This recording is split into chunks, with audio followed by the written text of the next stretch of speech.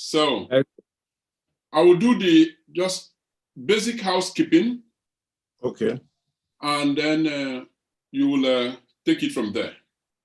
Okay, all right, go ahead.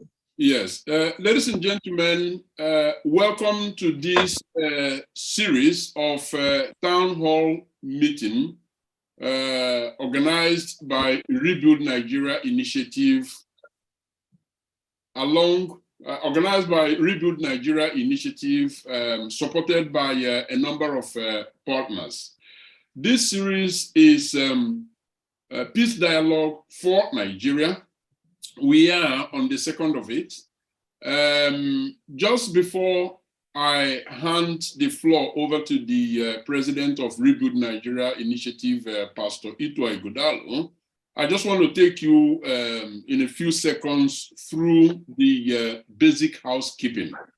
Please ensure that your phone is on silent. I've just reminded myself to do the same. Also, when you are not speaking, it is preferable that you actually mute yourself. When you have to speak, then of course, obviously you unmute.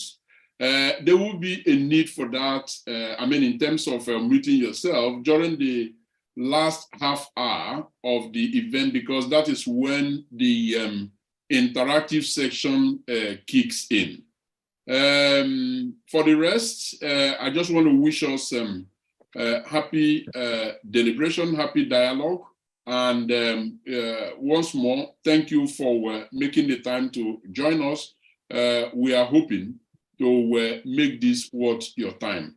I will now cede the floor to Mr. President Itua Ighodalo for his opening remarks and citation of our special guest. Over to you, Mr. President. Thank you very much, Mr. Vice President, and thank you for the excellent work that you're doing. I want to welcome everyone to the second in our Peace Dialogues, hosted by the Rebuild Nigeria Initiative. The background behind the Rebuild Nigeria Initiative is that a few years ago, a few of us got together and looked at the Nigerian landscape and what was happening, both politically, economically, and even socially, and said we needed to do something to put Nigeria together, to do something to build Nigeria, to do something to ensure that there is a much better space to operate in and deliver a much better Nigeria. And we said it is time to rebuild Nigeria and see how to bring the foundations back. And one of the areas we have said we should really center on is to find out where there's so much tension, so much disagreement, so many issues going on in our beloved and wonderful country. And we says there's a need for dialogue for peace, dialogue for social integration, dialogue for progress, and to find out what the issues are, why we all cannot sit around the table and work collectively to make Nigeria what it should be. So we came up with the Peace Dialogue series, and it's a series of engagements using technology via Zoom, via YouTube, Instagram, if possible, and talking to various actors in the Nigerian space who should know the history, the background, the understanding of Nigeria, and let them lend their voice to what we should do to make Nigeria a peaceful, united nation. It's our own contribution towards nation building. Along the line, we're also going to bring on the platform and on physical meetings, different parties who have been having few conflicts here and there, few issues here and there, sit them around the table and hear each person out.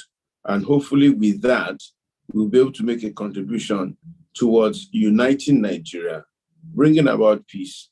And with peace comes security.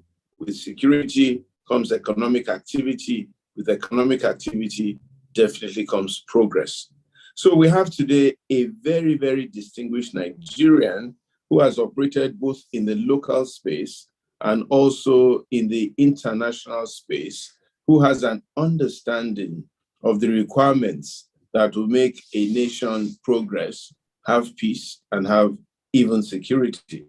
He's a standout diplomat. That's what is regarded by his friends and associates due to his humanitarian disposition and very, very distinguished career.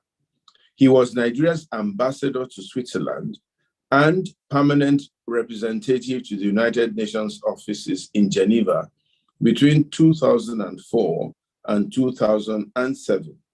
He has served in several Nigerian missions abroad, including in Australia, Ireland, Hungary, Egypt, and the Ukraine. You know, I'm sure the war in Ukraine started when he left. They decided that, well, since he's no longer there, they might as well go to war. And I think we might send him back to make sure that there's peace in Ukraine. And he held a number of home-based positions for the past 33 years in active diplomatic service. Since retirement from his career, he has engaged in private sector business, consultancy, and non-profit organization activities. He is keen on advancing humanitarian and social interest issues, holds a Bachelor of Arts degree in history and various diplomas in international relations, diplomacy, and administration. He is married, blessed with children, and lives between London and Abuja. Please welcome with me His Excellency, Ambassador Joseph Ayalogu. Ambassador, you are most welcome, and thank you for agreeing to be part of this peace dialogue and these peace discussions on Nigeria. We thank you for your years of service, and we look forward to a very, very robust discussion with you that will be largely anchored by my very, very indefatigable Vice President, who will take over from here. Thank you, Ambassador, and you may wish to give the people a greeting at this point. Okay. Thank you, Dr. Ridalo, for the President, for the introduction. Let me thank your team, both the Vice President and the professionals who make things work, and of course, all the people that have found time to join us. It's quite an interesting thing that you set up the Rebuild Nigeria initiative. It's about time. We all have always hopes that our country would be great. Some of us who were born long before now, found ourselves through good times, and then what you might call not too good times. I've solved my problem.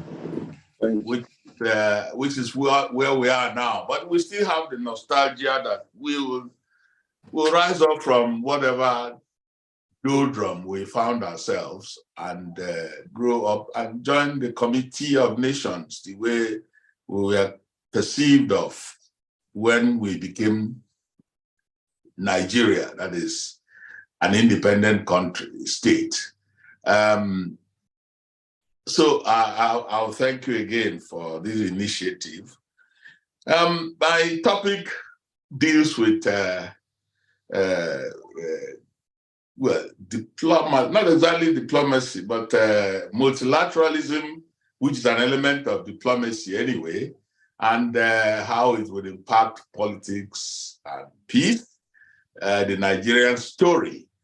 I'll go back to when we became Nigeria. But before then, we had become Nigeria to 1914 when we were put together by the colonial masters. It was, they managed us doing what colonialists do, taking care of largely their interests and helping you. Whatever they did was also for you to be able to help them.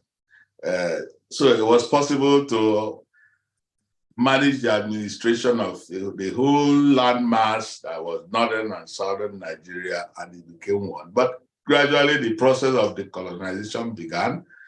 We chose our founding fathers chose to take on a full country that at independence. They couldn't, they could have, they all had the other options because the other British colonialists, colonies, some of them split up, Rhodesia, Northern Rhodesia, Southern Rhodesia, Nyasaland, they're all various countries. India even split up and so on. But we decided to stay together. At times I do query that, but when you look at it again, there was high expectation. They know that Nigeria is made up of diverse communities, diverse entities, and with that comes diverse interests. But they believe that it could be managed, and if well managed, that Nigeria would rise up and see diversity as a means of as an asset instead of being an albatross. So that was what he was in 1960 when we became independent. In fact, we had to wait for some of the regions to become ready. When they became ready, we became independent. The political arrangements were made. Leaders turned up. We ran a presidency. Well, I think we still ran something that looked like the British-style government, only that at the head of state was president instead of the Queen, and there was a parliamentary system with a prime minister and so on. I lived through those times. I would say that I was still young, but in school, and enough to watch what was going on. 1960, I was about 14, and we did march around. And by 1966, when there's a crisis that tore the country up a bit, apart, seriously, I was in my house, doing my high school, first year in the high school. Of course, it would tell you that I knew a lot of what was happening. Anyway, the point is that we've been managing ourselves as a new country. We quickly went into the requirements of statehood and sovereignty. We joined the UN. We were very well received by the UN. Everybody saw Nigeria with huge potentials, both in resources and people, as a country that would become the giant of Africa. It was already a giant in the sense that it had a lot of population, a good land size, and there was a lot of expectations. I remember that if you see some of the videos and films about our prime minister being received in the UN and in the US, you would be proud of yourself and your country. Throughout, or since then, even since when the country, some internal situations led to the Civil War, which we all know, and we struggled with that. We got back, still a country, still pushing the issues of multilateralism, and but what I would bring out is that we have done quite well in using the national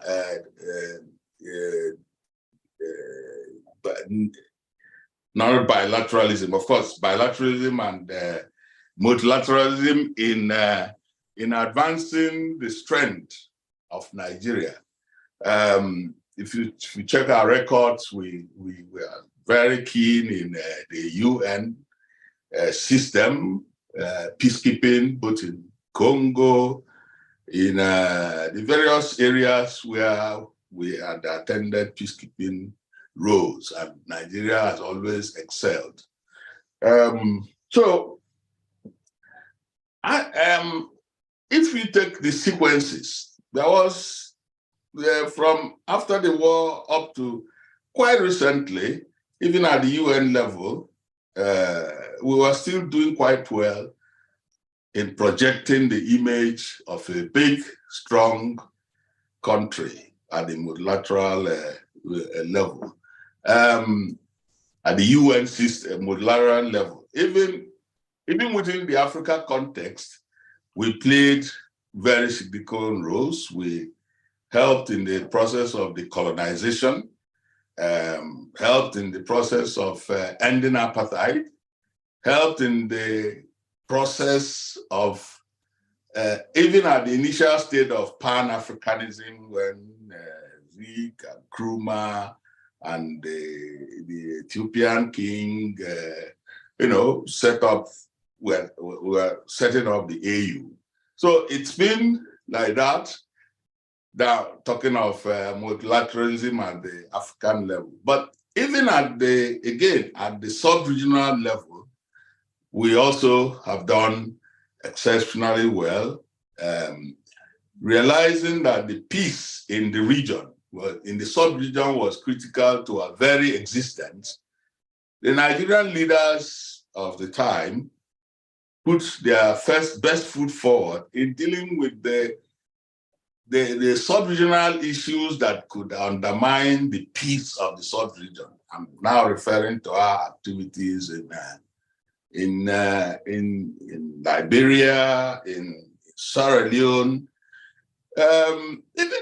even near us, Cameroon, when we even had a problem that could have undermined peace in the sub-region, the issue of Bakassi ownership and so on. We submitted ourselves as a country to the decisions of the International Court. And when it went against us, we agreed, we accepted. Well, this is something that seemed to be taken for granted, but I tell you, that was the high point of our multilateralism in terms with regard to peace in the sub-region, because you could imagine a situation where Nigeria would have said, okay, we are the big power in the sub-region, and we're entitled to Bakassi and we want it, we'll fight for it. But our leaders didn't do that. When you think of what happens these days with big powers wanting to dominate smaller powers, smaller entities around them, you will find that you can give kudos to our Nigerian leaders for that singular act alone. Well, multilateralism and its impact largely depend, again, on what you might call the domestic situation. I say that because for quite a long time, Nigeria was doing well at the domestic level, and diplomacy, whether bilateral or multilateral, is about perception. How are you perceived? And you're perceived from the point of what the strength you have at the domestic level. Your economy, your democratic system, your governance system, and everything that makes you a country, human rights, records, and so on. It has helped us, but we can see that gradually our image has started diminishing, largely also because of our internal difficulties. Now, we talk of terrorism in Nigeria, we talk of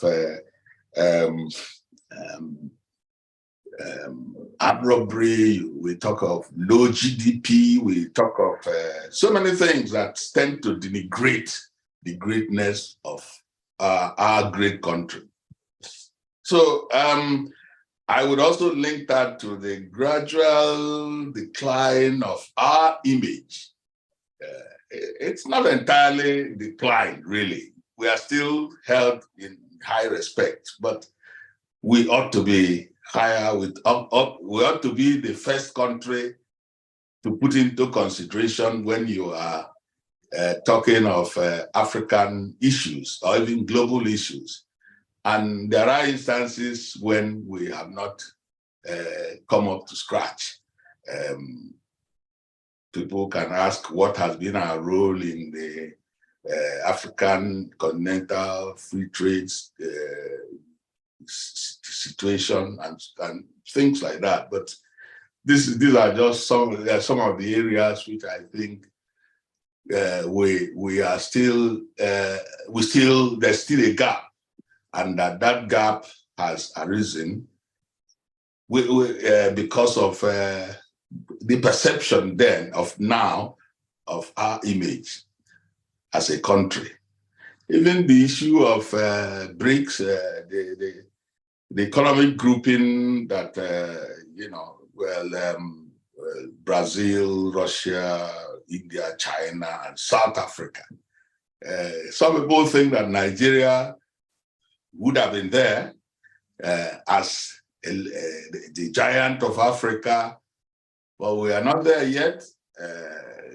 We haven't made up our mind to be there. I'm not sure whether we have also been invited, but that is it. These are all outcomes that you might identify as either impacting on our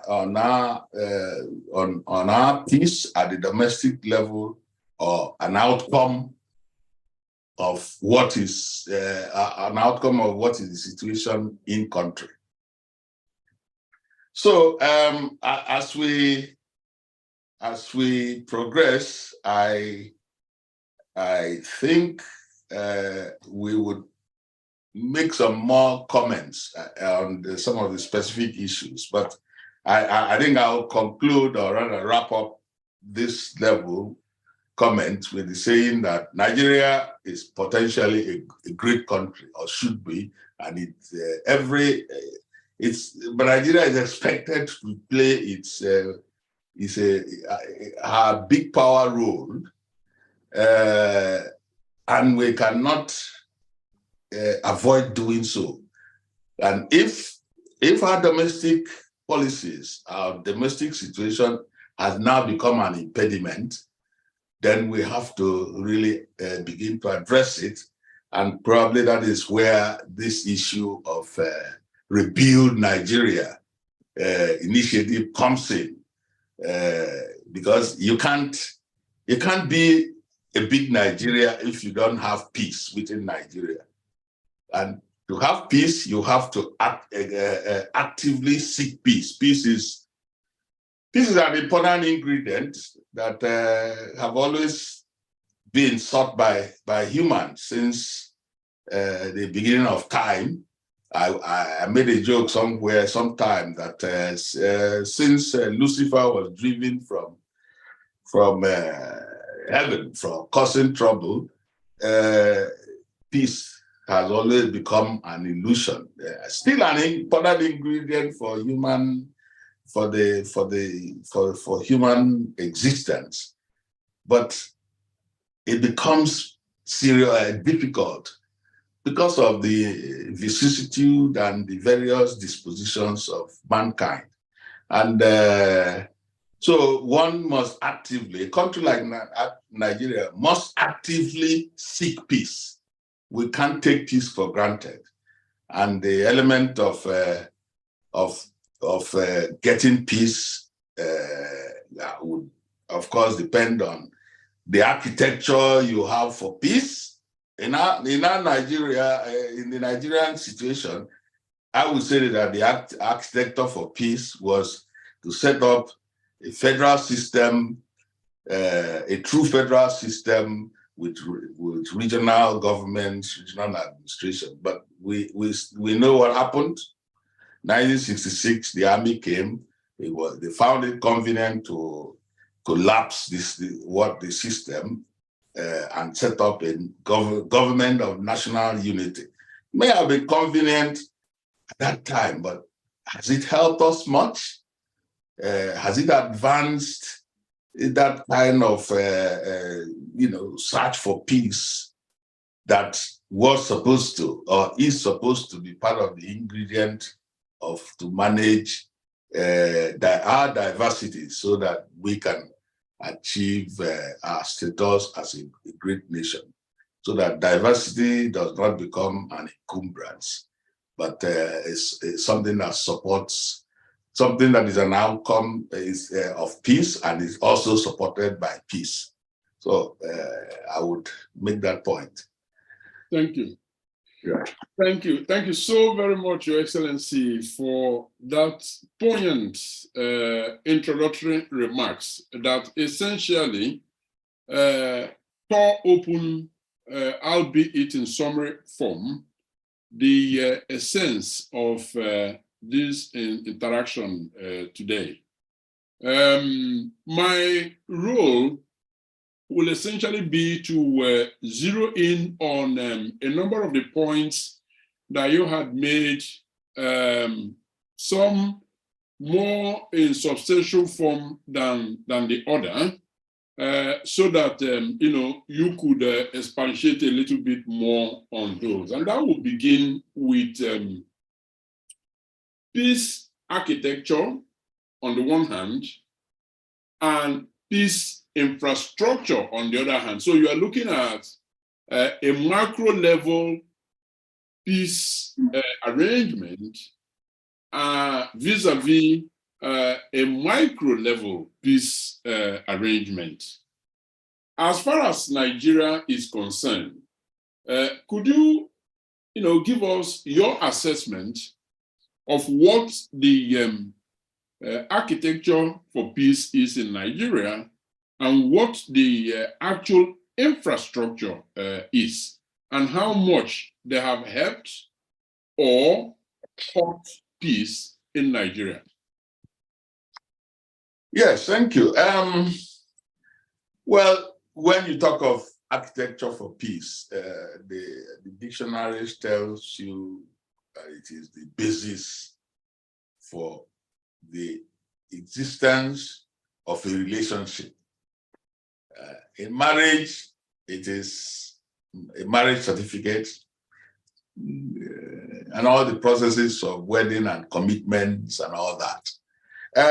In nation building, it has to be, usually it is something that has been envisaged as the platform, as the plank for coming together and agreeing to be a nation. My knowledge of history tells me, or our history tells me that, I think I did mention it slightly a bit earlier, that Nigeria, the countries that, or the nations, I wouldn't call them ethnic groups. I will use the terminology that the British tend to use also for their various groupings. That the nations agreed to come together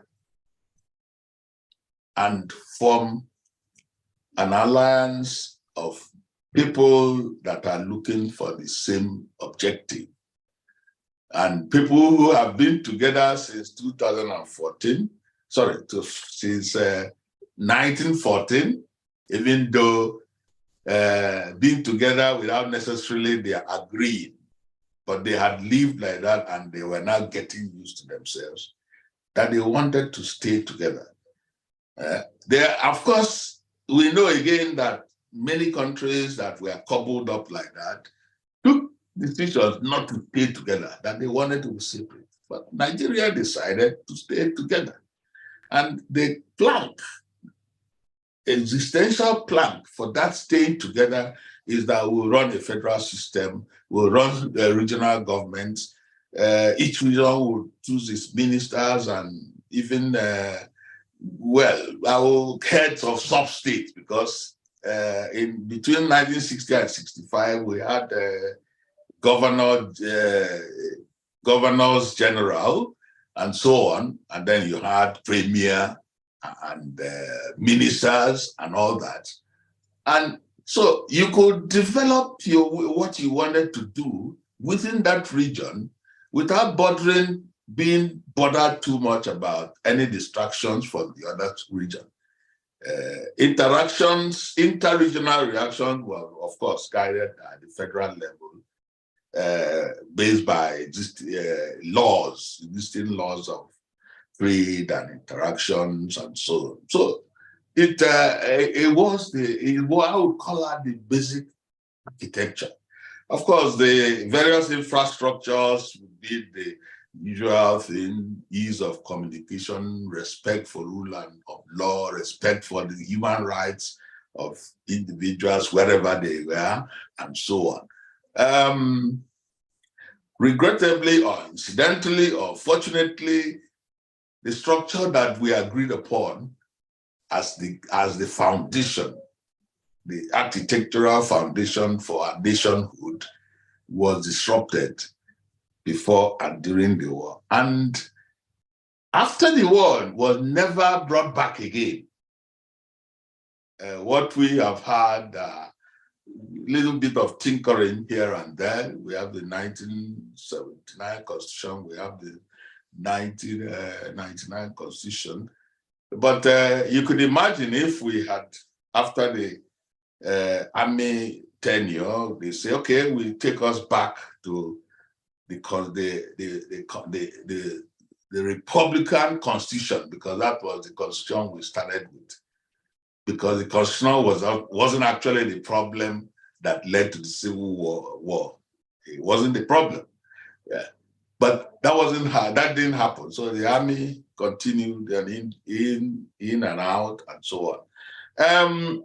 I would put quite a lot of our difficulties now to that basic omission or commission. Yes, because I have a feeling that things would have been different if we maintained the arrangements that we negotiated upon as part of our platform, our plank for coming together as a country. So, of course, our situation now is quite obvious to everybody. There is tension here, there is uncertainty, you have ethnic challenges, you have religious challenges, you have economic problems, between the rich and the poor, the elite and the non-elite, and so on. So these are all ingredients for tension and ingredients that indicate that peace is not there, or would I say that undermines peace. So the answer to the question for me is that we have not got the peace that we could have had all the while. And then that we need to really look back and think again whether what we have now, even as the existing political arrangement is enough, is satisfactory, is enough for us to get back to the relationships we were supposed to have as a country, so that we can be guaranteed or more easily work towards nationhood. Thank you. Thank you so very much. Well, obviously, one of the takeaways, or the major takeaway there, is that the architecture was well thought through. Something went wrong along the line, and then the task ahead of Nigerians is indeed to identify that which went wrong and tinker ways of getting it right. Now, that will lead me to what I call the tripod of Nigeria's multilateralism. Now, multilateral relationships is based, of course, on the bigger interest, but you start off the bigger interest from your own national interest. So Nigeria wouldn't be part of, multilateral arrangements if it hasn't pushed forward its own national interest as the basis for participation. At the moment, we are in sub-regional multilateral arrangement, for instance, ECOWAS. We also have the regional multilateral arrangements, for instance, AU, and then international bodies like UN. The UN comes to mind. Now, the major question is, would you be able to break down for us how and why Nigeria engage in these relationships? Could it be imaginable that our interests in terms of securing and retaining the peace in Nigeria have not been very well, that is the domestic part of it, have not been very well thought through in our participation? Could you shed some light on that? Yes, thank you.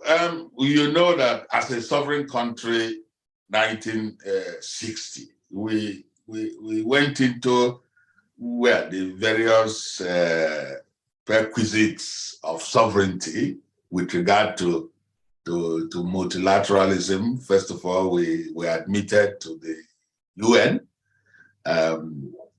We also, as I think the 99th member, but like I described earlier, very much welcomed into that body and being seen as the hope for Africa.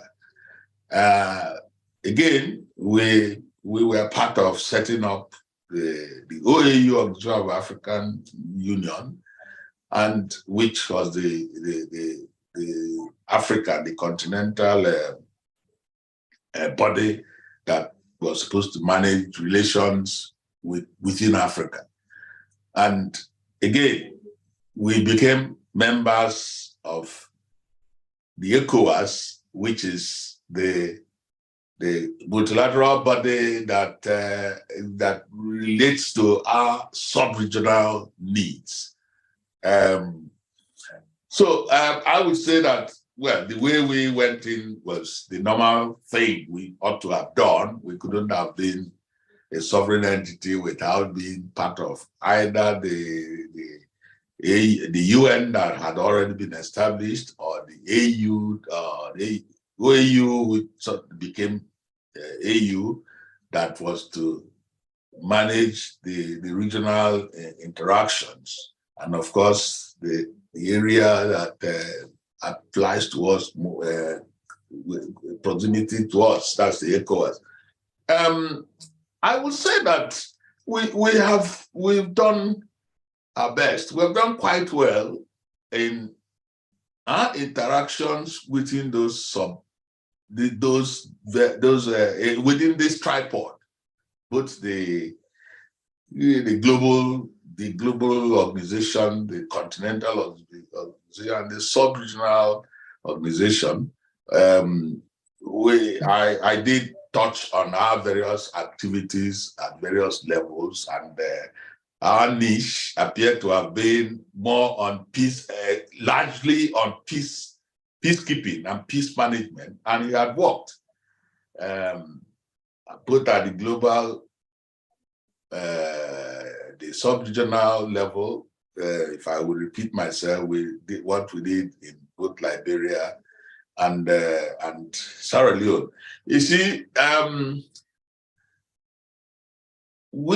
it was almost like an existential thing to be active members of, not just members, but active players at the sub-regional level, because the countries that make up the sub-regional body are countries that border us, that are neighbors. And you have to be, in diplomacy, if you don't live well with your neighbors, then you have exposed yourself to all sorts of challenges. So Nigeria's policy had been to be very close and friendly with our neighbors. And we played all roles in that direction. At times someone would say, or we would argue, that we had been too recumbent, too giving in that relationship. But on the other hand, it's important that you are friendly with your neighbor, because if you're not friendly with your neighbor, they are the ones that would escort the rogue into your your backyard when you're not looking, or even if you are looking, they are the ones to probably give access, negative access to you.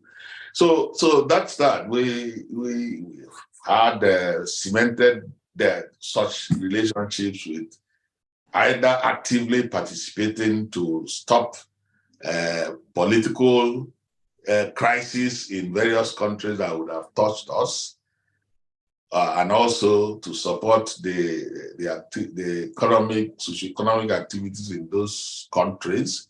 We are part of the Chad Basin Commission. We are part of the Niger Commission. So we have been active, irrespective of whatever challenge at the domestic level we are facing.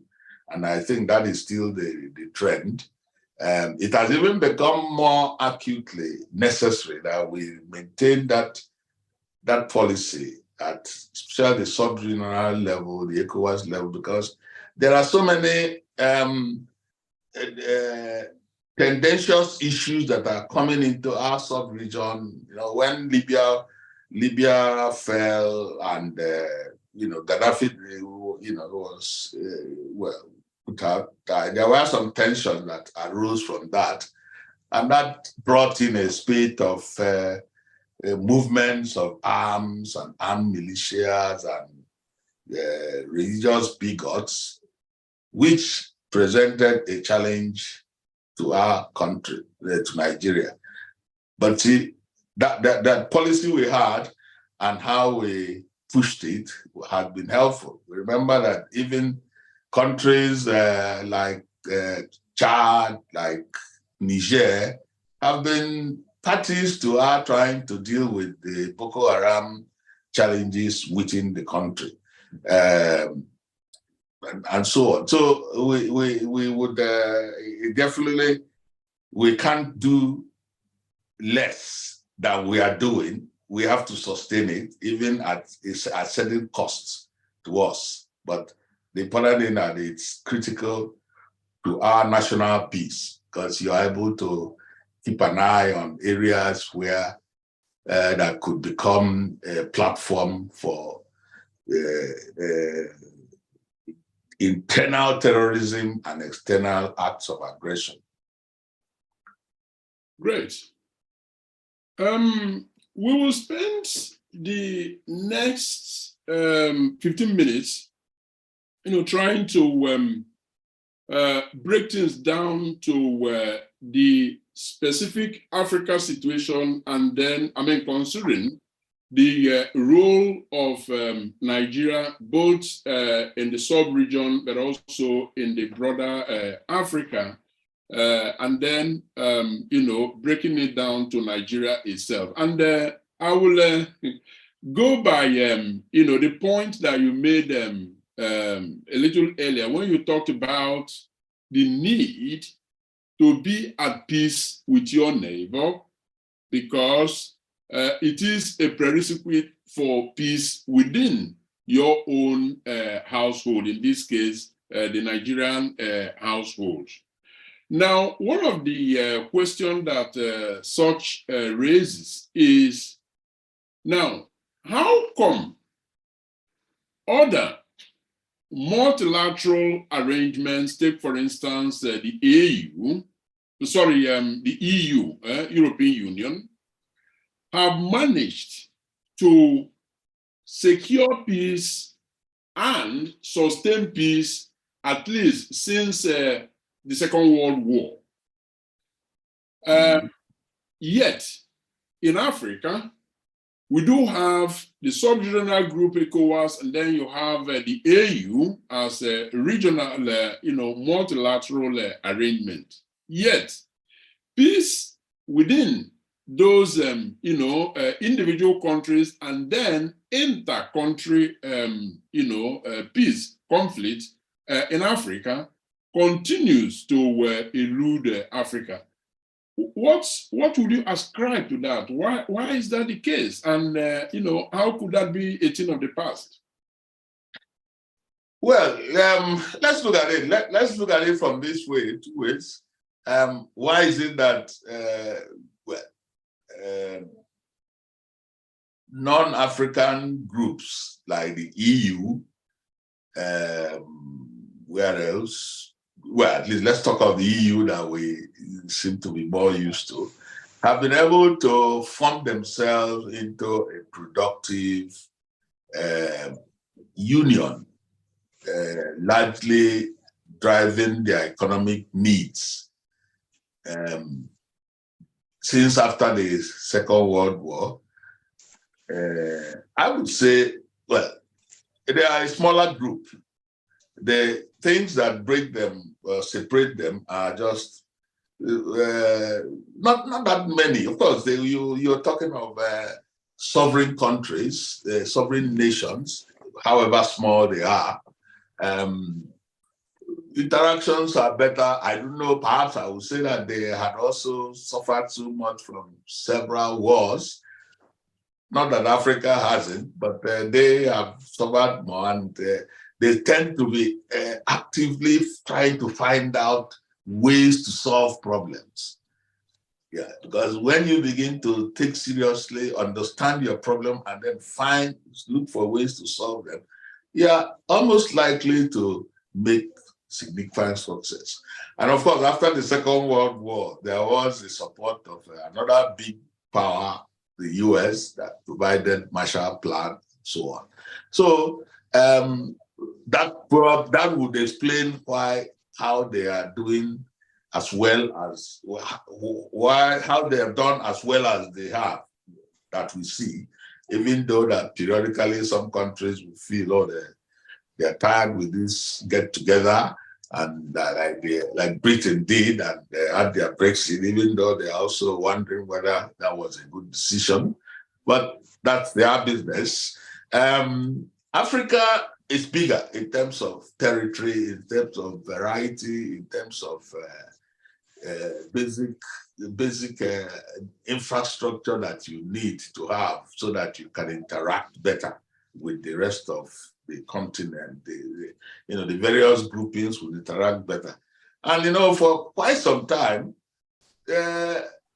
bits of Africa were tied closer to some metropolitan authority, both in perception and in various ways. The state way of government. In West Africa, we have the Anglophone, we have the Francophone, we have the Lusophone. It takes quite some time for them to begin to think, even though we've established with the ECOWAS region, but people are still thinking like they are part of the French system or the Portuguese or the Spanish and so on. So I think that undermines the coherence that will help to focus on regional or sub-regional, and then by extension continental, because what I've said now is even more so at the continental level. We'll get there once we are focused on doing so. Once we realize that interaction within Africa and within our various sub-regions is almost more demanding and more beneficial than any other relationships. I'm sure this subject can be argued a lot more if one had time, but the trend has started, and the paradigm is to make more progress. West Africa is talking, ECOWAS is talking of the free trade, which has started,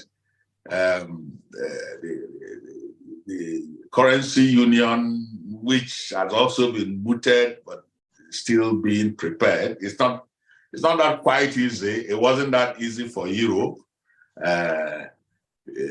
So let's just take it that we need to work hard on that, seeing how other regions, continents have done it and benefited from it. our regions should also now shake ourselves off from whatever shackles that have been disturbing us, whether it is our allegiances to our colonial partners or the physical challenges like difficulties and cost of constructing roads or arranging intercontinental or subregional flights and so on, because these are the things that make sub-regionalism, economic regionalism tick. Yeah. Thank you. Now, in a minute or two, I would like you to quickly respond to the assertion that people make about overseas development assistance, ODA, and similar forms of international development instruments, where it is claimed that they haven't quite helped, but more of hurting Africa, Nigeria included, because some believe that one way or the other, some of those instruments, if not all of them, appear to be invisible hands that are fueling conflicts in Africa, and therefore making peace elude Africa. As a matter of fact, there was a report published in the run-up to Nigeria declaring IPOB, Independent People of Biafra, as a terrorist organization, that their funding was coming from a major superpower. What can you tell us about that? I mean, is there any iota of truth in such perhaps conspiracy theory? Yeah, thank you. Well, let's deal with ODA, that's Overseas Development Assistance.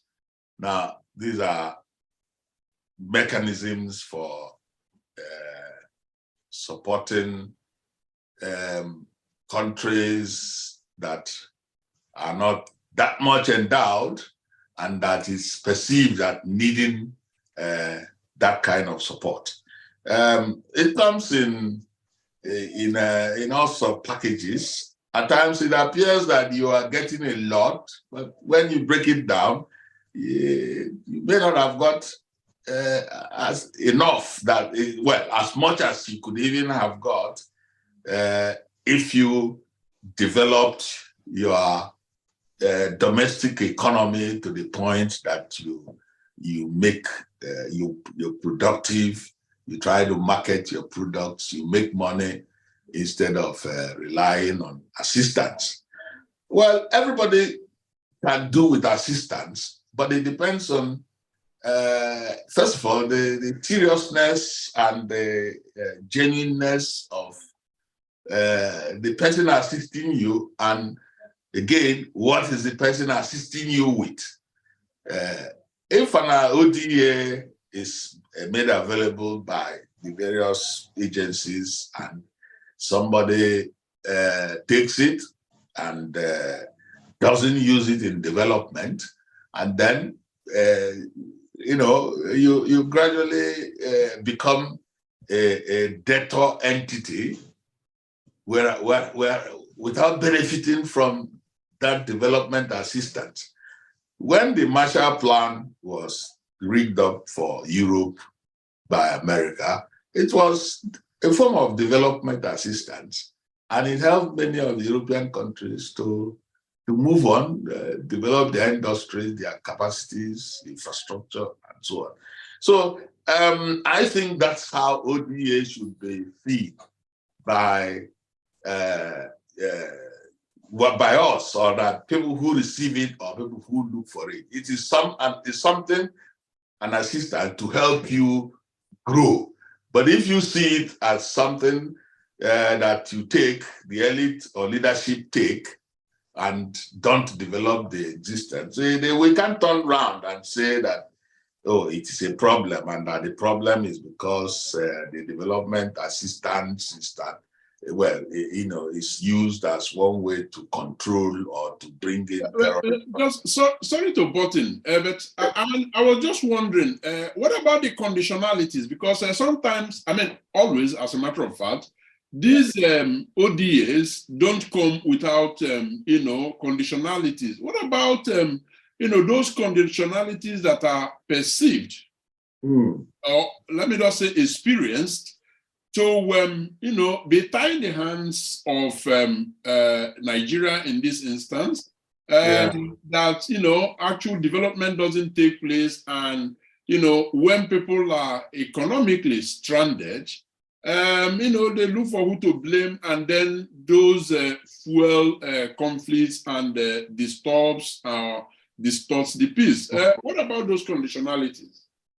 Well, it depends on the conditionalities. I know that, for instance, the IMF would expect you to do certain things to cut down on cost of governance, and, well, whatever they perceive as economically wrong that you are doing. Obviously, it works even in normal human life.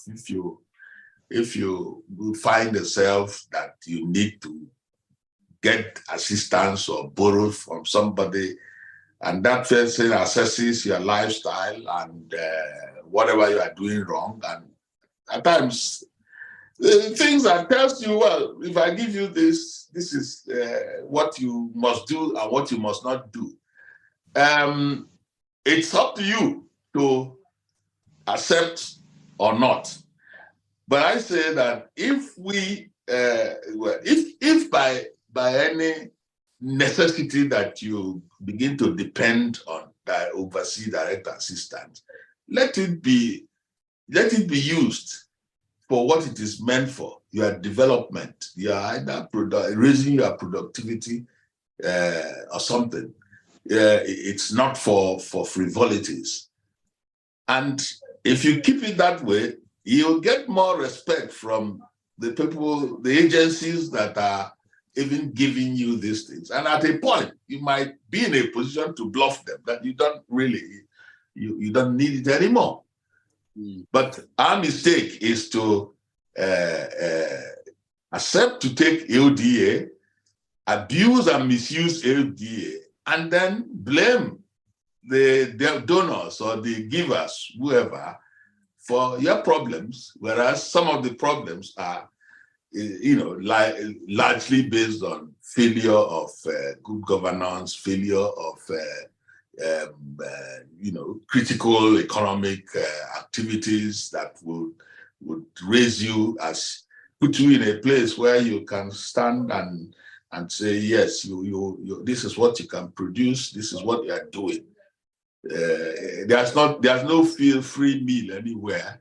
That is obviously the situation. Thank you. We're drawing beautifully close to the end of the interview segment, and very soon we'll be going over to the actual interaction. I have just two more questions before we go over to the interactions, and if you could just give a very brief answer, that would be very much welcome. Yeah. Now, you've been described as the best Minister for Foreign Affairs that Nigeria never had. Now, let us make this assumption. We wake up tomorrow morning to the headline, Anyalogo appointed Minister of Foreign Affairs of Nigeria. Now, my question would be, what domestic policy changes around sustaining peace in Nigeria would you have in your ministerial blueprint that will impact the foreign policy of Nigeria? Well, that's interesting. Probably, I think I'm getting too old to become a minister now. But let's assume that I can be an advisor to a minister. When you talk of peace, I would want a government that appoints me minister to really take seriously the issue of peace building, not to play lip service to it. And peace, the building for the country is a necessary condition for development, a necessary condition for building the image of our country, which is necessary for the dignified relationship with other sovereign countries. So we would want to look at the details of what is it, what are the things we can do about peace? What are the tendentious areas? What, just as I said much earlier, peace is something we must actively seek. Yes. Peace is something we must actively seek. And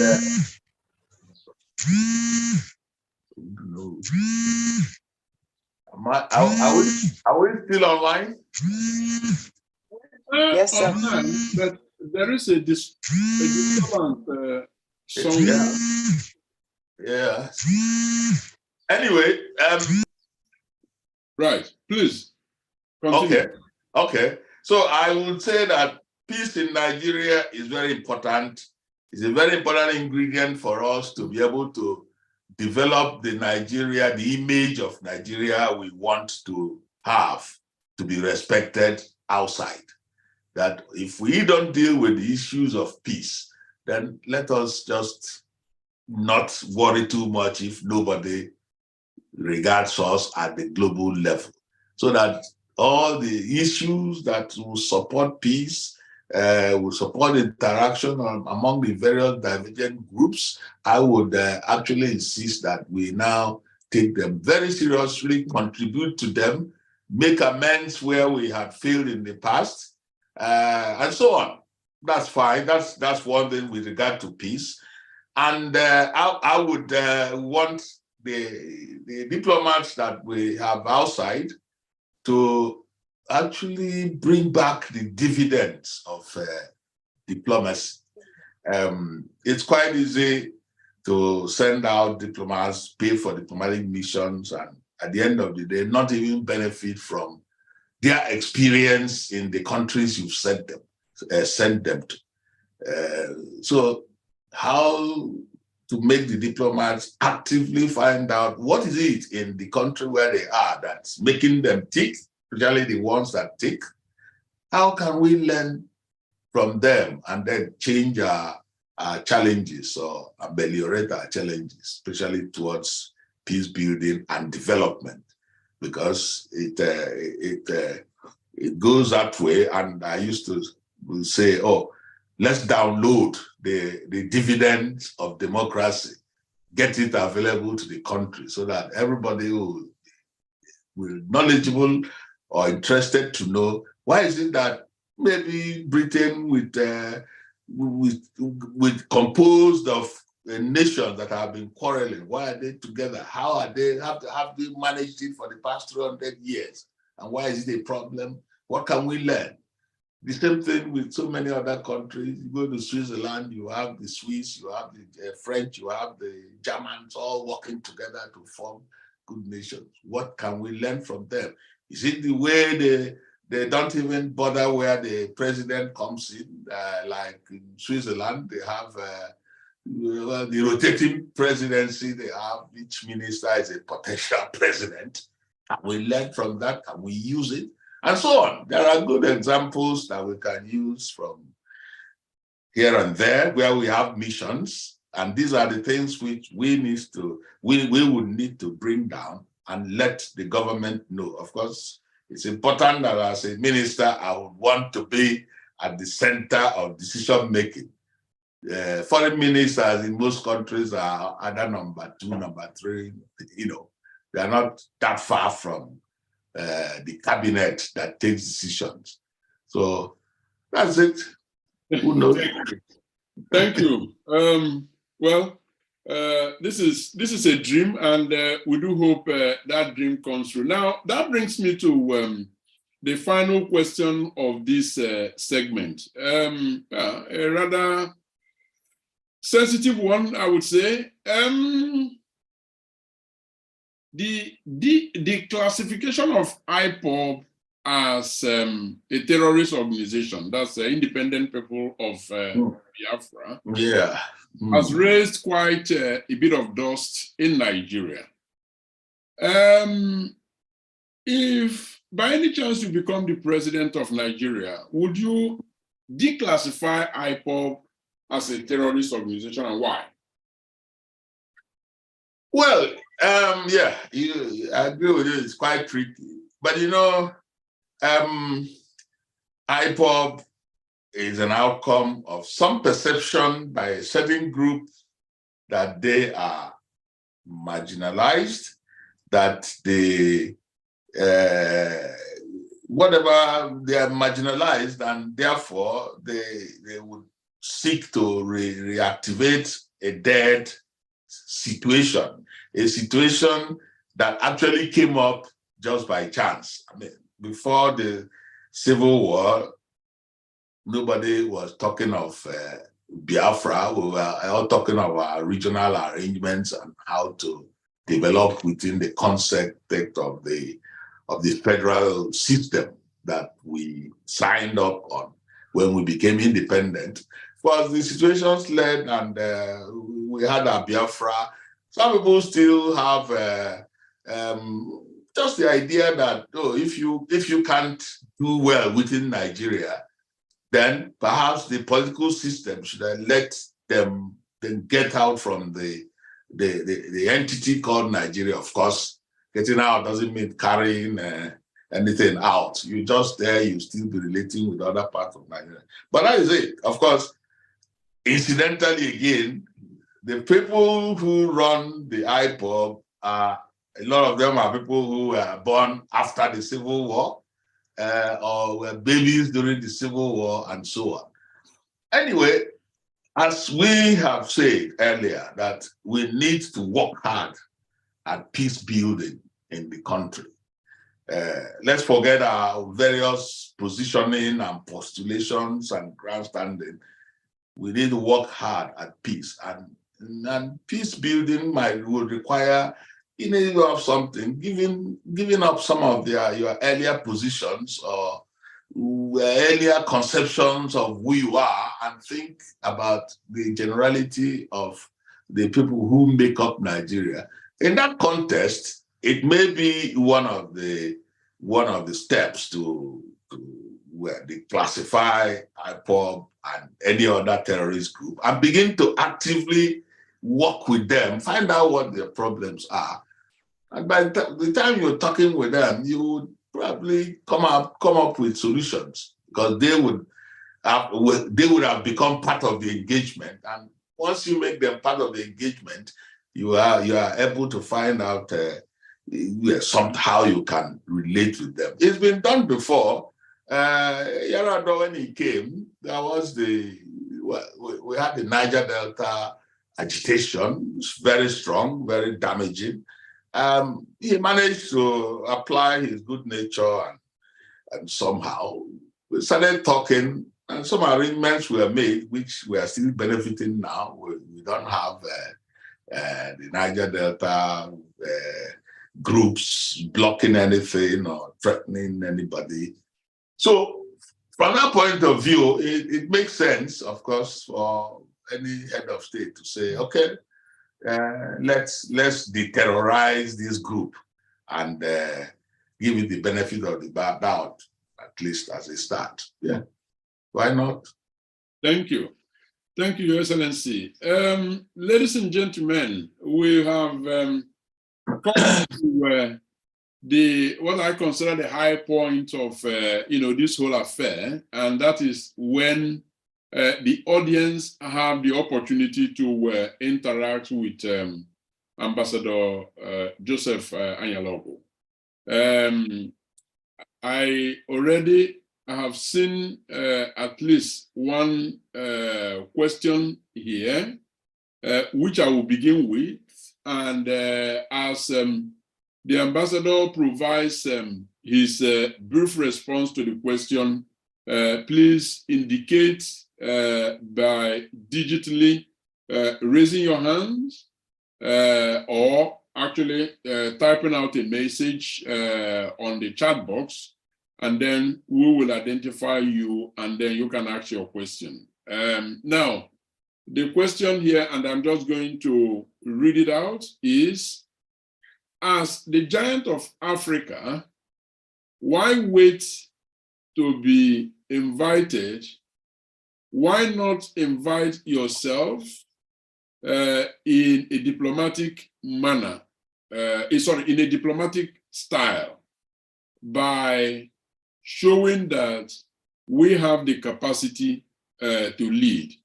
That question was posed by a gentleman that identified himself only as Charles. Ambassador Ilogo, over to you. Why don't we just butt in, being the giant of Africa, and tell everybody what to do? Well, remember that it's a good question. That is, if butting into a party that you haven't invited, it's a good diplomatic gesture, even if you are a giant. I don't know the area he wants us to butt in. Is it in the BRICS or whatever? But anyway, essentially, we are called the giant of Africa before. We need to really continue being a giant, and this giancy is calculated from the point of what you have as capacity. Your capacity, economic capacity, military capacity, internal political capacity, stability, and so on. So at this moment, we are at a level where our capacity is being questioned. We are even questioning that capacity ourselves. So I would want to rebuild that capacity before we begin to butt into areas that we have not been invited. Because when you have the capacity and you butt in, so when you have the capacity, you don't even need to butt in. They'll be looking for you. But of course, if you butt in when you don't have the capacity, they will want to either remind you that, yes, you can see you are a giant, but your giantness does not qualify you to butt into our arrangements. So, well, that's my answer to that. Thank you. I would like to invite Abubakar Ibrahim Bello to ask his question, very, very brief and straight to the point question. Mr. Bello, please, over to you. Thank you very much, sir. And thank you for the presentation. Well, my own is having been in the era of fake news and propagandas here and there, what will be the role of history or teaching of history in our schools and universities in promoting peace, nationalism, and integration within the Africa continent and Nigeria as a nation? Okay, thank you, Ibrahim. Is that over to me? Yes, please. Yes, that's a good question. Why I say it's a good question is that I'm a historian. I read history of everywhere, and read them in good places, Ife, UK, and so on. History is very important in letting people know their background and so on. It may not always be a nice one, but it helps them to even make corrections. That's why we must teach history. We must always teach history in our schools. I heard there was a time when somebody didn't put an emphasis on it anymore, and they stopped teaching history, which is unusual because even the countries that have advanced, they still do history. It's still very key, a very key subject of their curriculum. And without saying much, we know that the lessons of history are there for the current time and for the future. So history is important and should never be removed from our list again. We can look at the subject matter of the histories and investigate it and make sure that it's as much as possible factual, and that the lessons of that historical period are learned. For instance, if you were to discuss really the history of the Civil War, it would be quite interesting to dig in and find out the facts. And arising from it would be a learning on the part of everybody to avoid the pitfalls of the past. If there was at any time when there was somebody suddenly decided that some group did something, and therefore you would punish everybody, and so on. You know, there are so many things to learn from knowledge of history. But principally, you can always forget, or rather, avoid the pitfalls of past activities by looking at what happened. And you can also look at the history would also include study history of other countries. It's not just Nigerian history. When you are studying history, you have to look at the history of other countries. That is the problem of not studying history, because you don't even know what others have gone through. Thank you, Excellency. I will quickly circle over to Afolabi Ajidahon for a brief and straight to the point question. Afolabi, please, over to you. Thank you. Good evening, everybody. My question is, basically, I do agree with you. History is very important, and history was always one of my favorite subjects in school. My question goes to the BRICS. With BRICS and now Saudi Arabia and Iran making their pact and treaty together and asking to join BRICS, where would, and apart from that, and then UAE also asking to join BRICS, where do you think Nigeria should put or start domiciling their sales of crude oil? Is it in the yen, is it in the China currency, or is it still in domicile with the US currency based on the gold exchange of the dollar? Thank you. Thank you. Thank you for the question. I say thank you because it's been a matter that has been discussed in one of the platforms that I am part of, the Association of Retired Career Ambassadors of Nigeria. First of all, whether we should join BRICS, whether we should ask to join, whether that should be our principal consideration. Some of us think, oh, why, you know, BRICS is made up of almost half of the world now, with population of getting to 3 to 4 billion, powerful countries that have, they are moving along line of technology, their development is high. Where do we fall in?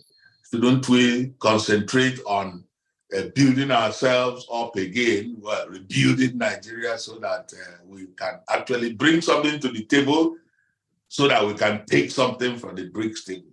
That's the kind of arguments that have been going both ways and all that.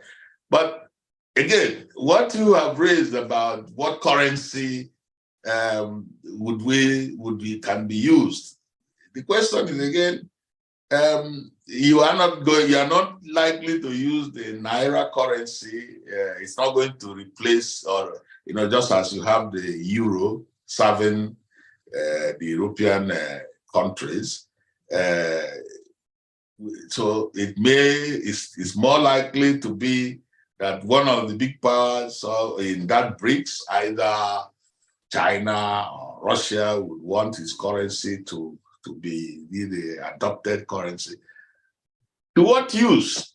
To what benefit? So before we begin to think of navigating out of what the dollar currency system to another currency system, there needs to be a deeper thought into what really are the benefits of tying ourselves to another economic or financial group where you have big players that are bigger than us, and so on. So I don't think I've answered you yes or no, but my answer is that we still need to really look more at the issue of even joining BRICS, and then these matters of what currency and what are the impacts for us will be at our mind, for now, within our head by the time when we decide to take a decision to join.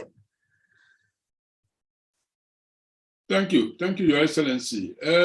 We are gradually wrapping up. I believe that we can take one more question and then invite the president of Rebuild Nigeria Initiative, Pastor Itua Ighodalo, to give us the closing remarks. Any more questions, ladies and gentlemen, or could we proceed by handing the microphone over to Dr. Itua? Okay. Let me take one question has come in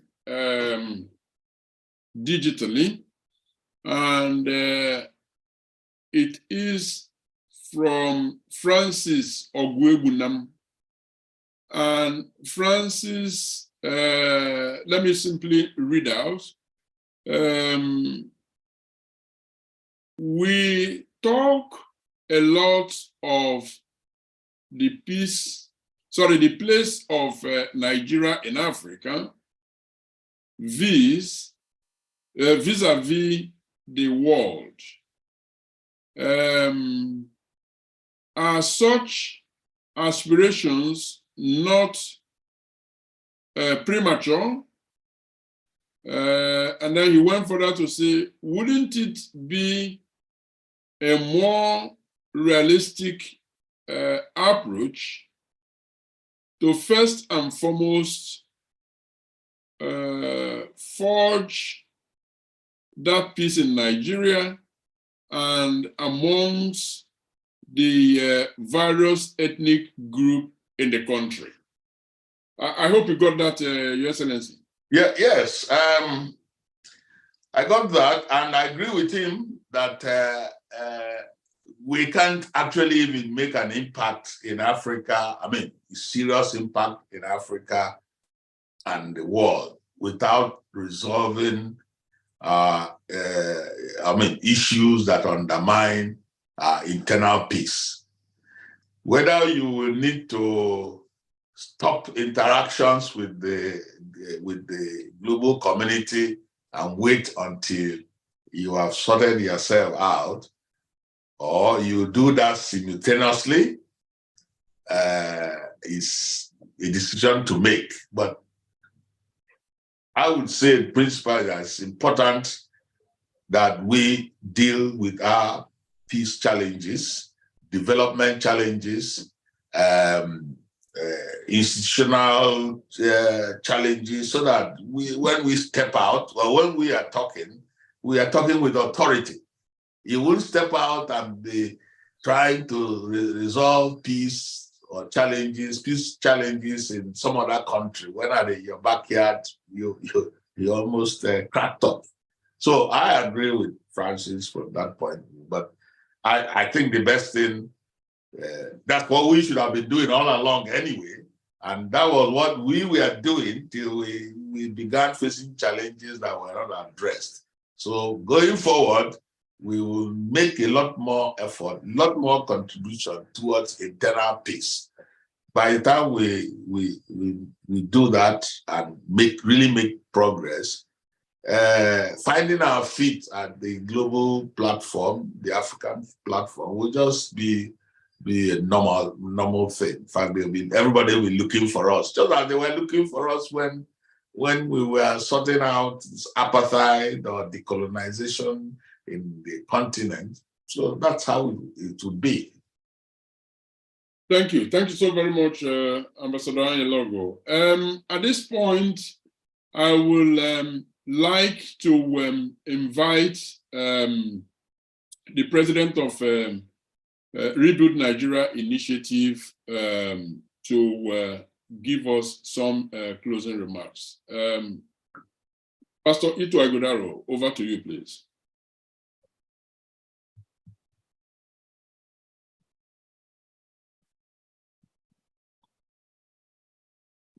Pastor Igodalo I've asked him to unmute, so let's see. All right, I was having problems with my muting and unmuting. I have a new system. And Olu is a very wicked man. I don't know how we program this. I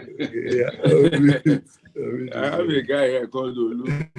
He wants to make me technologically ignorant. My dear ambassador, that knowledge is something else. We want to thank you very much. Although one or two people were trying to distract me here, but I was able to pick up a few things here and there that that you have been able to process. I like the historical perspective that you gave about the coming together of Nigeria, the different nations. I'm sure that you were at Tafawa Balewa Square that day waving your bunting and waving your flags when the Union Jack came down and the Green Wine went. Were you there? Well, not at Tafawa Balewa, I was at Enugu. Enugu. You know, waving your bunting. Yeah, that's right. I'm marching to the sound of both the Rule Britannia and Arise. Nigeria.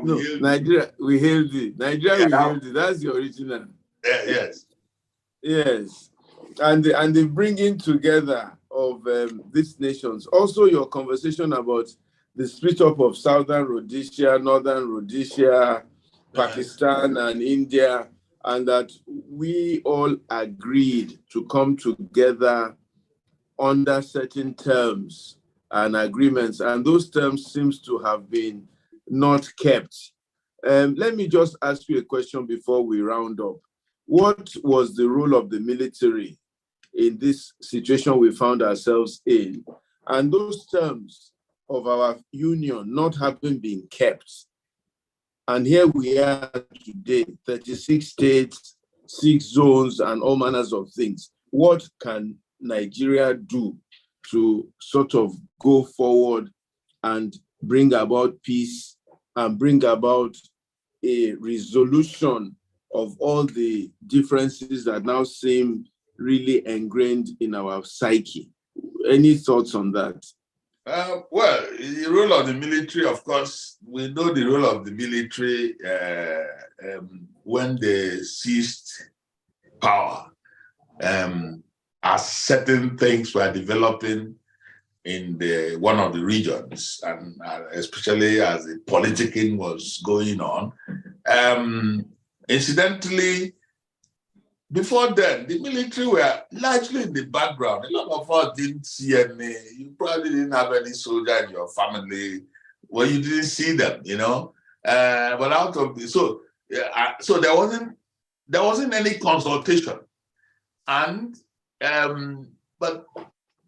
I don't think there was even much of a consultation within the military, because it was just some decision by young army officers who felt that, the Minister for Finance then was wearing long, having a coat table or something, a long chain of whatever. There was this indication that there were corruption, that the government was corrupt. Corruption was creeping in. Now, now, if I was to be critical, I would say that these are soldiers that had been trained under the best system of respect for civilian administration. Let it run the way it is. I mean, we learned from the British. They were trained in Sanos and so on. So it would have been expected that military intervention was not acceptable or necessary and so on. But it happened. And of course, when it happened, it led to all sorts of further military intervention, and military intervention gradually became the order of the day, both in Nigeria and other African countries. Now, of course, our intervention led to the Civil War. If, for instance, that at the end of the Civil War, the military said, yeah, okay, we are tired, we've done our bit, you've learned your lessons, let's go back to the arrangement, the political arrangements that we had that enabled us to constitute ourselves into a nation. Let's go back there, because that was where federalism and all that was all hammered out. As I said before, situations have been different. But talking of the way forward, I personally believe that our peace will be held along by taking a semblance, if not all, of that pre-war constitution, looking at it and making it be the basis for our movement going forward. I can see that there has been an attempt to do something like that more recently, not too long ago. I think this year, some 18 bills amendments were made to the Constitution, and which seem to allow some regional certain activities to now become, to allow the regions or the states to be buy into it or deal with them, like power generation and so on. Well, it's an effort, but I think a lot more needs to be done so that we can have the buy-in of the various individual groups and so on, and for them to determine what happens for them and for them. That's what I would think going forward. And we can even look at the state system, probably ask ourselves, do we still want states, or do we want to go back to the regions, or do we want to have more regions? It may not be the former Eastern region or former Western region. Depends on consensus and understanding and agreement. Actually, that helps to bring peace if everybody now has a buy-in into what should happen going forward. I think there was this 2014 national convention that looked at quite a number of things and came up with suggestions.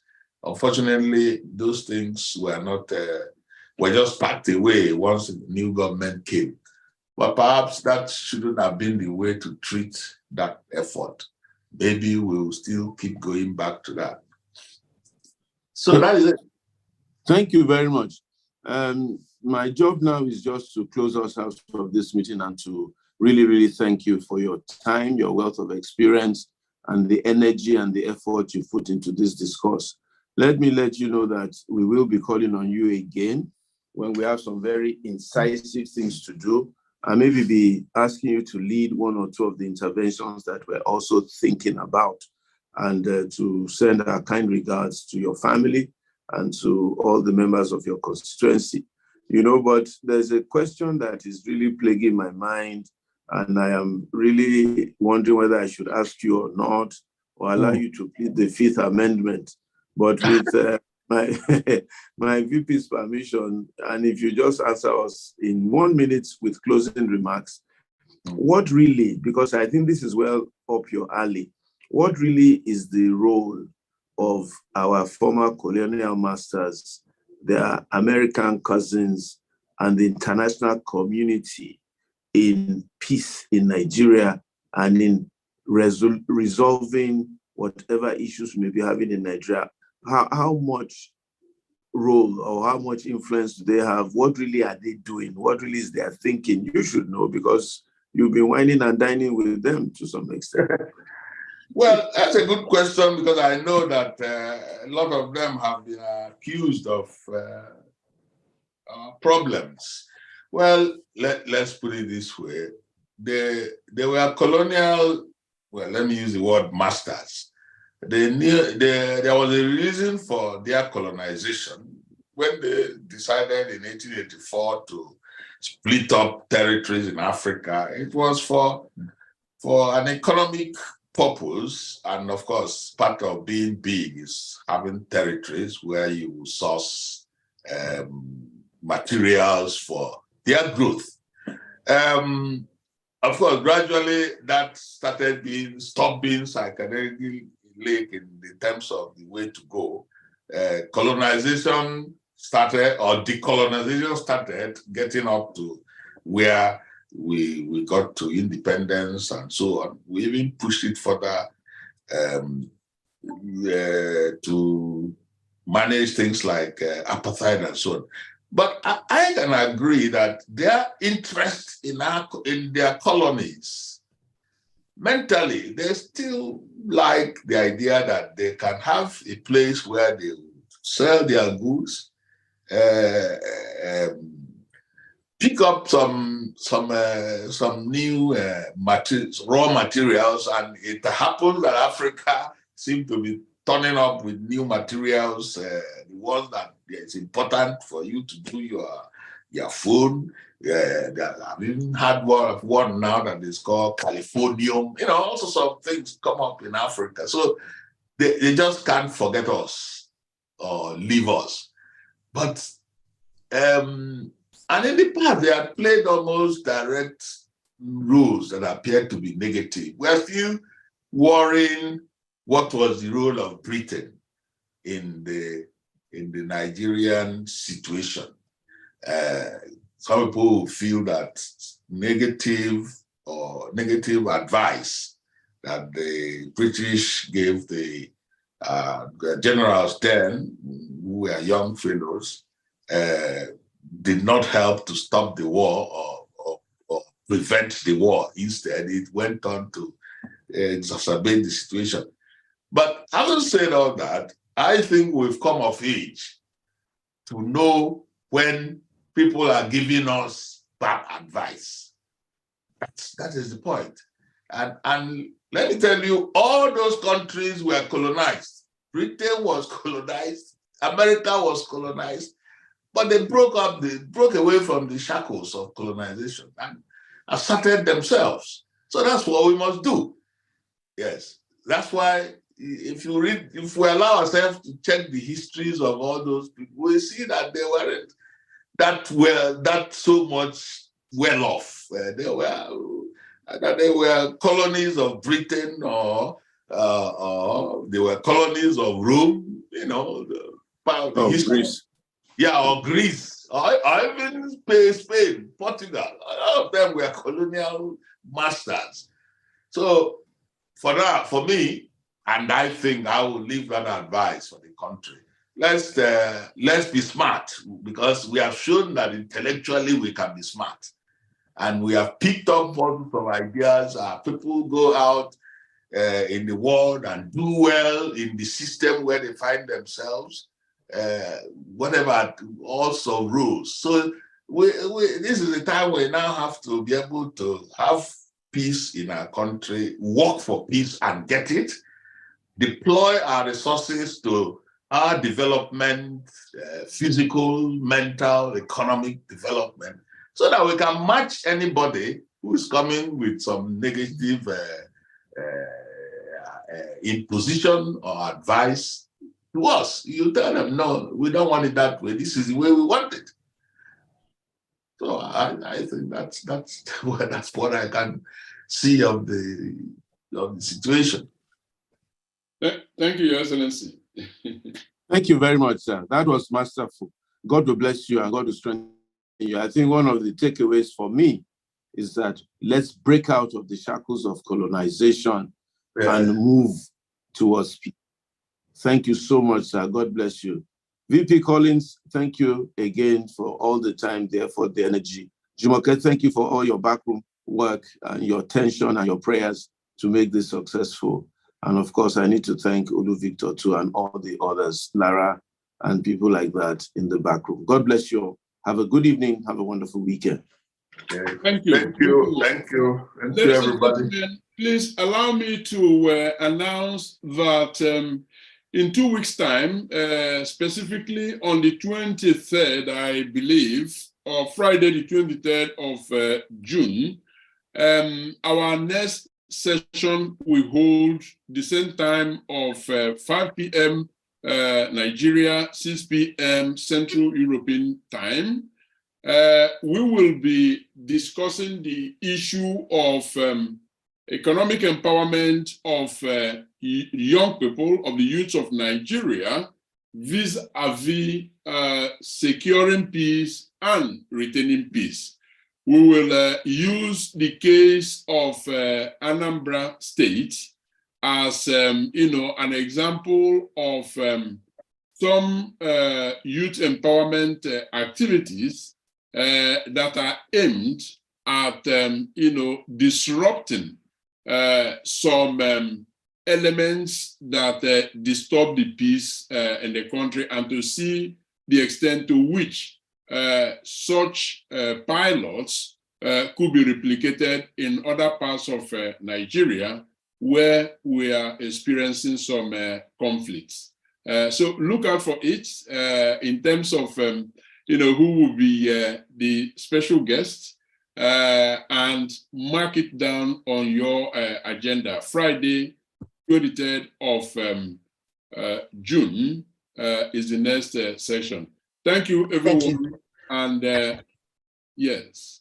And also, I also put the concept note on this Peace Dialogue series in the chat room. So please go ahead and take a look at that. Our contact information is on there. And we also want to acknowledge the presence of General Aguayi, who was our first speaker on the platform. And we would also be sending out the YouTube link to this series. So please, this is very important. So please go ahead and share this the information with your network as well. We need more people engaged in this conversation around peace in nation building. Thank you. Thank you so much. On that note, ladies and gentlemen, please enjoy your weekend. Have a very restful one, and see you back here next week. In 2 weeks' time, 23rd, Friday, the 23rd of June. Thank you. Same Zoom link. Same Zoom link every time. Yes, okay. All right. Bye-bye. Thank you. Have a good evening.